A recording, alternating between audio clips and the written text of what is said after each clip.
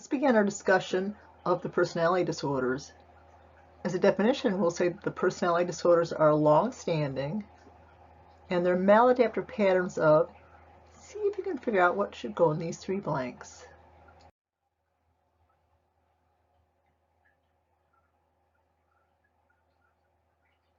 And the three blanks would be of thinking, feeling, and you can put acting or behaving. So they're long-standing. The person always remembers being this way. And they're maladaptive. These ways of thinking, feeling, and acting are not in the person's best interests. The DSM recognizes 10 personality disorders, which are organized into 3 groups. The DSM also has an alternative model for diagnosis. Individuals with a disorder often do not seek treatment, despite sometimes they have considerable suffering. Why? Well, they see their difficulties as resulting from issues related to do with other people, their boss, their teacher, their parents, their partner, society. So if they're not the problem, why would they seek treatment? When they realize that many of their difficulties stem from themselves, then therapy can be helpful. But even under those conditions, they're very difficult to treat because they're such long-standing ingrained behaviors, thought styles, and feeling styles.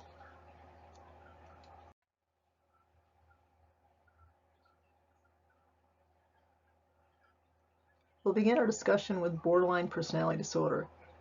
It's one of the most common and most researched of all the personality disorders. Key features lack of stability.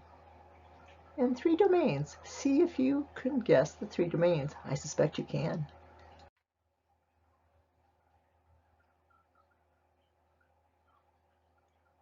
The instability would be in the areas of thinking, feeling, and acting.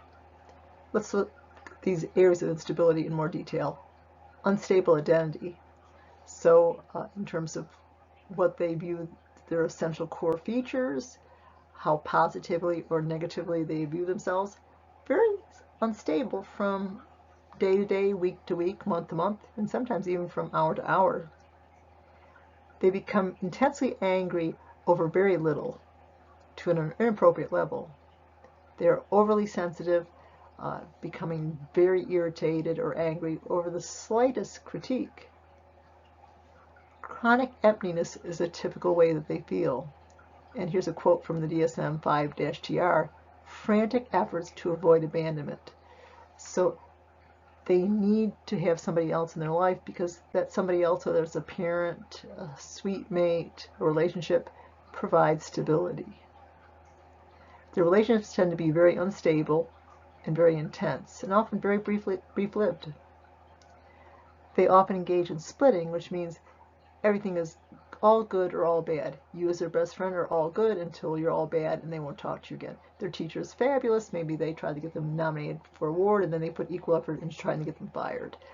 Their job is perfect. Their job is the worst job in the world, and so on. So very little middle ground. Everything is viewed as an extreme. They are impulsive to the point that it's damaging. So perhaps they're watching their pennies and then they impulsively go buy a new car. It could be drug impulsivity, it could be sexual impulsivity, but the impulsivity will be damaging. Self-injury and or suicide attempts are not uncommon. They may lapse into a brief psychosis, a loss of touch with reality. They can create pandemonium, whether it's in your study group, in your job unit, in your what have you, in your suite, in your family. But they create pandemonium. Pandemonium is a function of their way they view life and tackle life. A very useful therapy is dialectical therapy. So if you're viewing this alone, go ahead and access that video.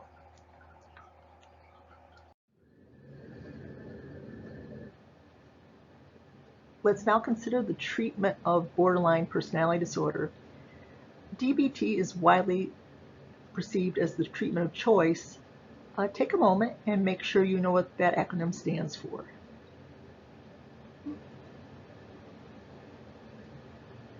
Hopefully you're leaning towards heavily dialectical behavior therapy. includes therapy at both the intrapersonal level as well as group skill building. It has 4 skill sets: the learning of to tolerate distress, emotion regulation, the ability to control one's emotions, interpersonal effectiveness, that's effective social skills, and mindfulness.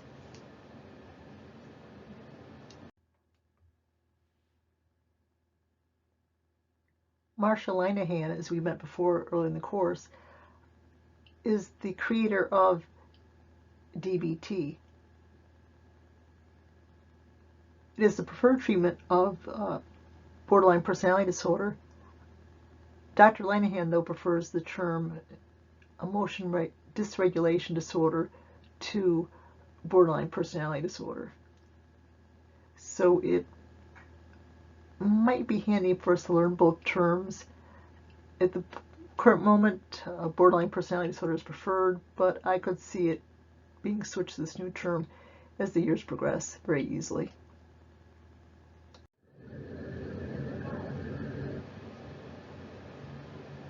So let's consider for a moment the mindfulness component of DBT.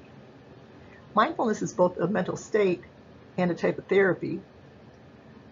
Both are based on Eastern religions, particularly Buddhism, hence the clip art on the left. Now the clip art on the right maybe explains a little bit more. Consider the dog walking with its owner on a beautiful day. The sun is shining in its face. It's enjoying the feel of it, the feel of the exercise, fully present in the moment. The owner, on the other hand, may be barely recognizing all these things instead of thinking of schoolwork and bills due and a song that's stuck in their head and so on and so on. So the mind being full and cluttered and in turmoil, or mindfulness, focusing on the immediate feelings of the body, the immediate emotions, the immediacy of experience.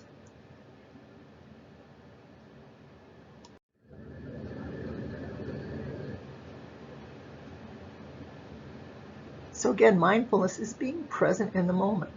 So are you fully aware of your driving in the road, or are you thinking about an assignment due or an uncomfortable conversation that's coming up or that you just had? So again, mindfulness includes focusing on the feel of one's body, the emotions that one has at the moment, and the thoughts that are passing through the mind. So the immediacy, not going back far into the future and going back far ahead into the future, or going back into the past, but just the immediacy of where you are at this moment right now in your life.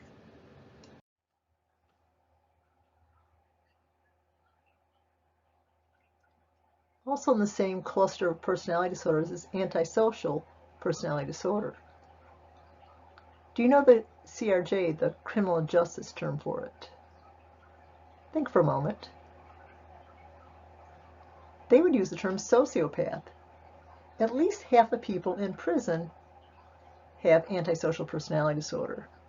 The key feature is a chronic disregard and violation of the rights of others, and according to the DSM, it's have to be present at least by age 15. The person may or may not commit crimes. Can you think of any occupation in which maybe a lack of ethics might make their job life easier? Think a moment.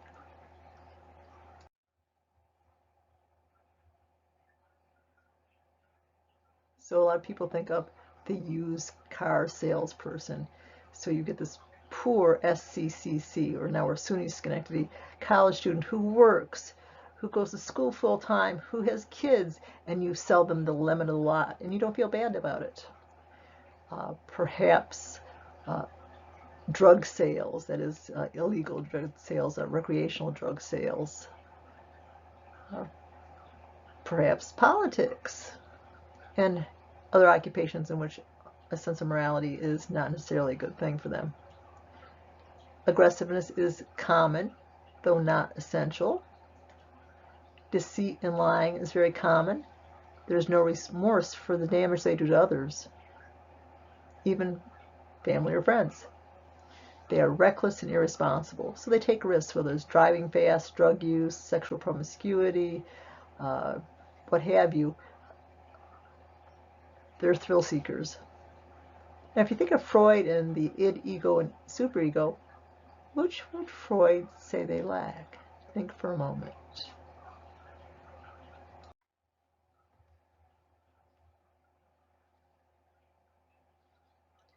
Freud would recognize that they lack a conscience, so Freud would say that they would lack their superego, it never formed.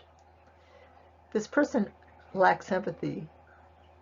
They are often very superficially charming, so they can work their ways into positions of trust and take advantage of it. In terms of a biological viewpoint, abnormal EEGs are very common, as is an underactive part of the nervous system that should be activated when you're feeling a stress or an emergency. Well, they don't feel stress. They don't feel emergencies. Can you remember the stress and emergency branch? Hopefully you can if you're a nice person. That's a hint.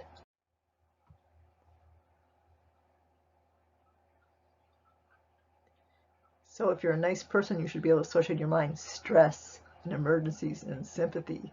So their sympathetic nervous system is highly underactive. Personality disorders in general are hard to treat. Antisocial personality disorder is highly, highly resistant to treatment, and therapists view it as untreatable.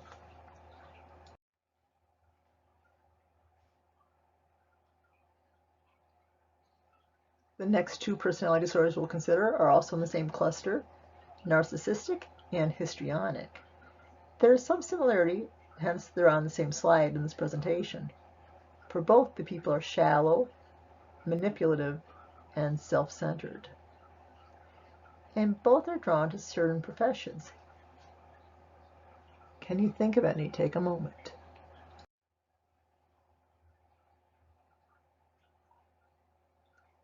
People with these two personality disorders are overrepresented in certain professions, such as politics. Was that a shocker?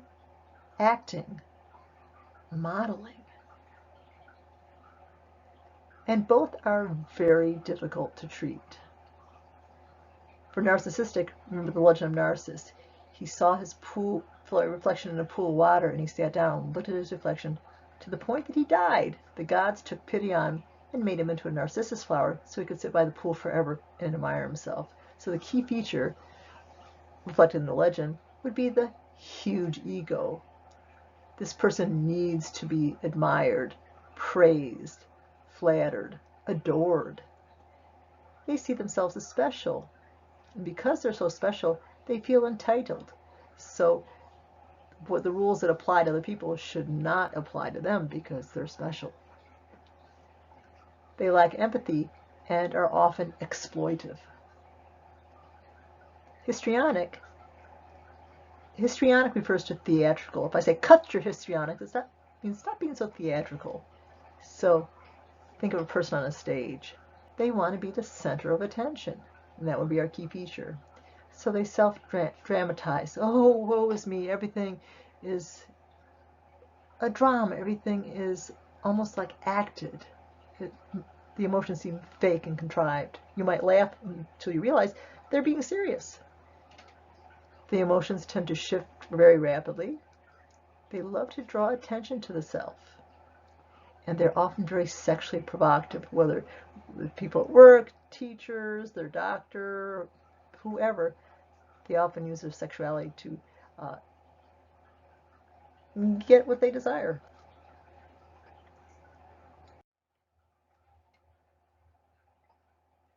Next, let's consider another cluster, starting with schizotypal personality disorder.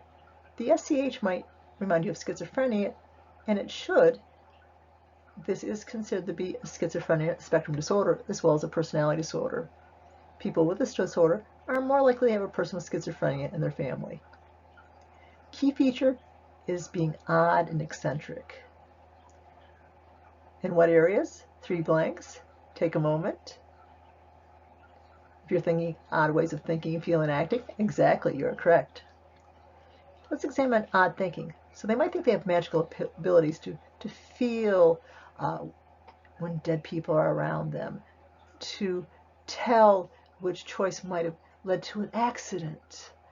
So they'll drive this way home because the other way, if they drove the other way, there would have been an accident. So magical abilities or special powers like clairvoyance, maybe odd perceptual experiences. There's a tendency to be suspicious or paranoid of others. Emotions tend to be limited, and typically they have very poor social skills, so therapy would often address the poor social skills. Resembles a rather light form of schizophrenia, if you will.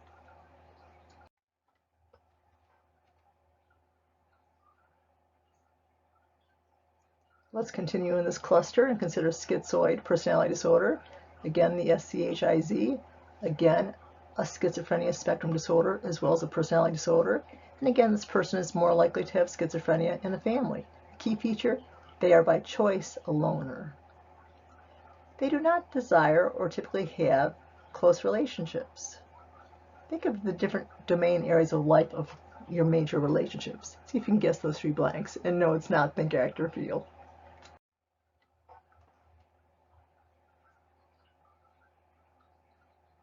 So they don't have close relationships with friends. They may have no friends at all. With family or with romantic partners, or if you prefer to call it, say, significant others. Regarding praise or criticism, well, if they could care less about other people, what do you think? They could care less if you praise them. They could care less if you criticize them.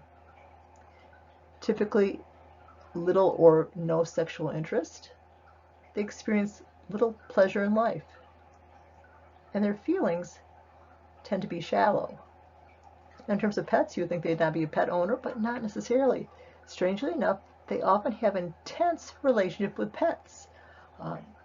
The grief when a pet dies might be equivalent to what most people experience when a parent or child dies. So strangely enough, they do have the capacity in some areas for normal relationships, just not with people.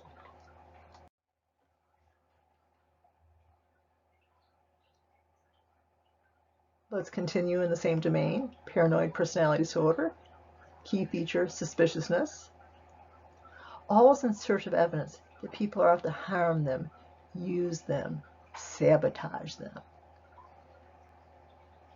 So they're all suspicious of harm. So if they didn't get the job, why? Who maybe said something to the person or sabotaged them? If they're in a relationship, they're always looking for signs of infidelity. They see hidden messages. So if you say, have a nice day, it's like, what did they mean by that? Were they being sarcastic? So there's always looking for hidden message no matter what the person says. Cold and humorless describes them. Litigious, which is a fancy word for lawsuit prone. They tend to have few or maybe no friends, and they are a great holder of grudges.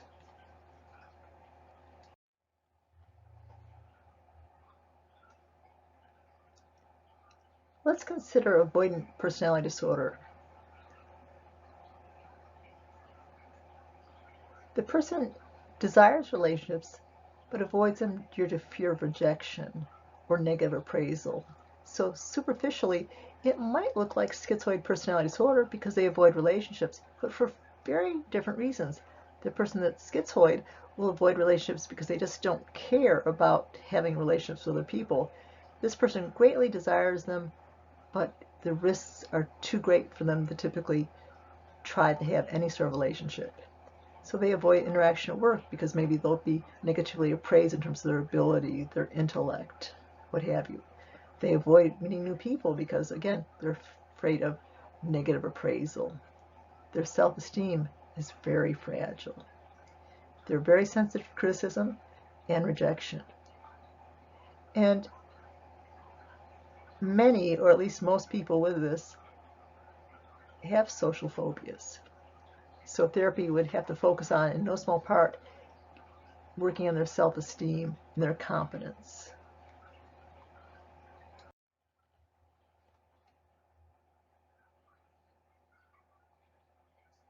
Next, let's consider obsessive-compulsive personality disorder.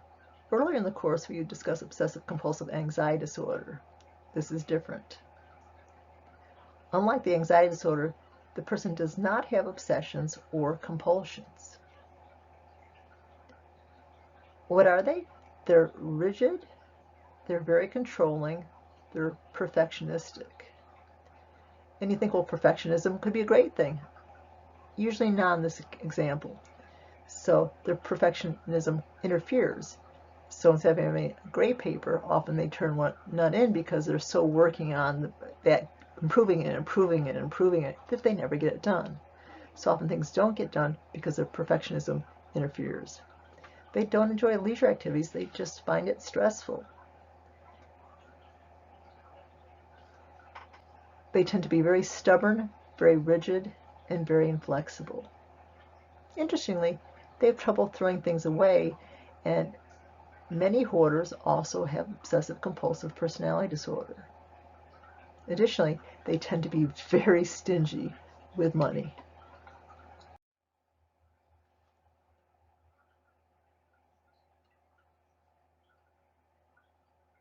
Next, let's consider the dependent personality disorder. Key feature, unwilling or unable to make decisions.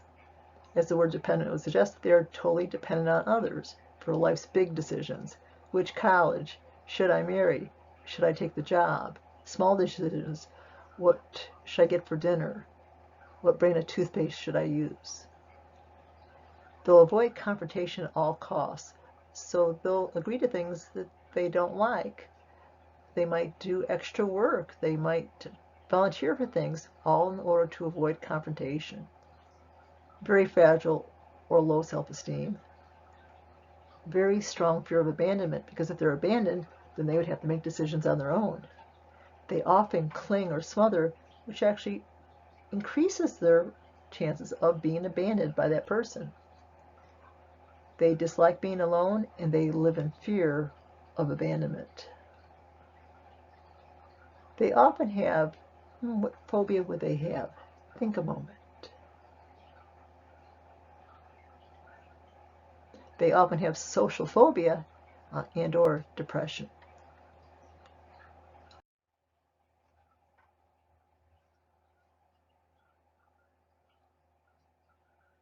At the beginning of this chapter, it was mentioned that the DSM has two approaches to the personality disorders.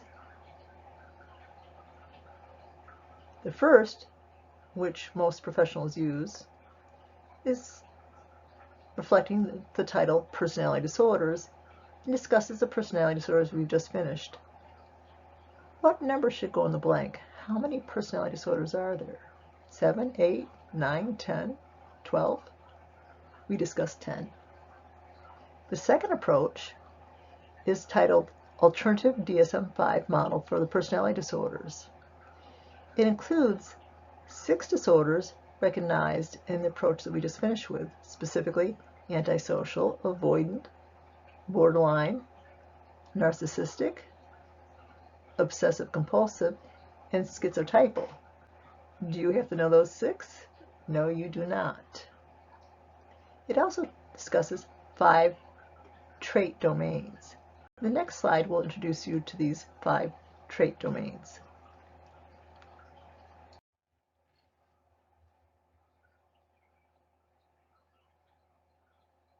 So let's consider these 5 domain areas.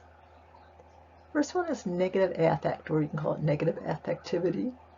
So in this personality disorder, the dominant emotion is negative, such as anxiety, guilt, and or worry and or depression.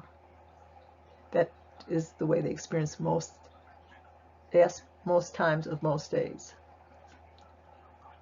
Another domain area would be detachment.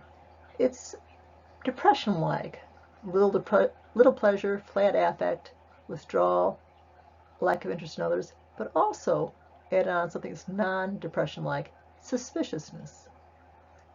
Antagonism, think of the word antagonistic.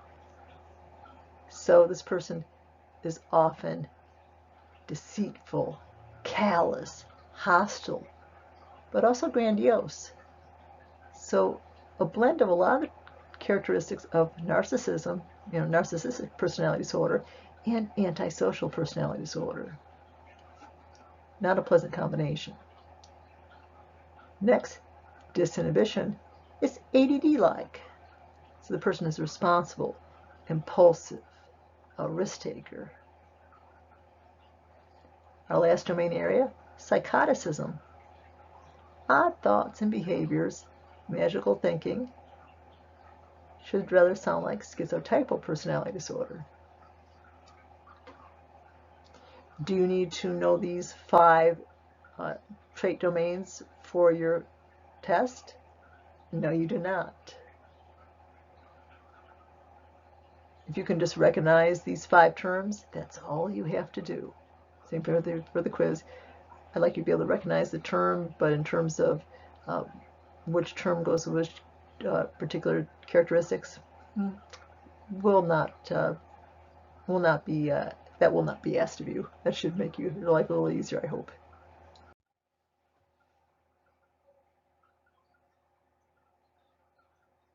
After you've studied and think you've got a reasonable good grasp of the material, go ahead and do this particular slide. The ones you get wrong on, go and just study those and focus on them, and then retake it. And make sure you save time to do this once or twice immediately before your test on the content, and you'll do so much better.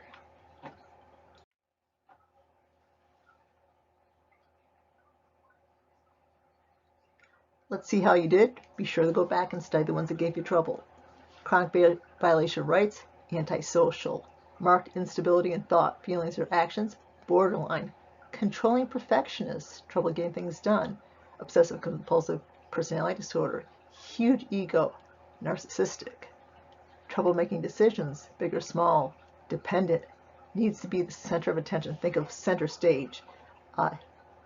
Histrionic refers to theatrical, so this would be histrionic personality disorder. Odd or eccentric, that's schizotypal. Thinks people are out to sabotage him, trusts no one, suspects infidelity. Paranoid. This loner does not need friends, family, or a significant other. Doesn't even need small talk. This person would be schizoid. And the last one, behaviorally acts like a person that's schizoid. They also avoid relationships, but for a very different reason. They avoid meeting new people or relationships because of fear of rejection or negative evaluation. That would be avoidant personality disorder.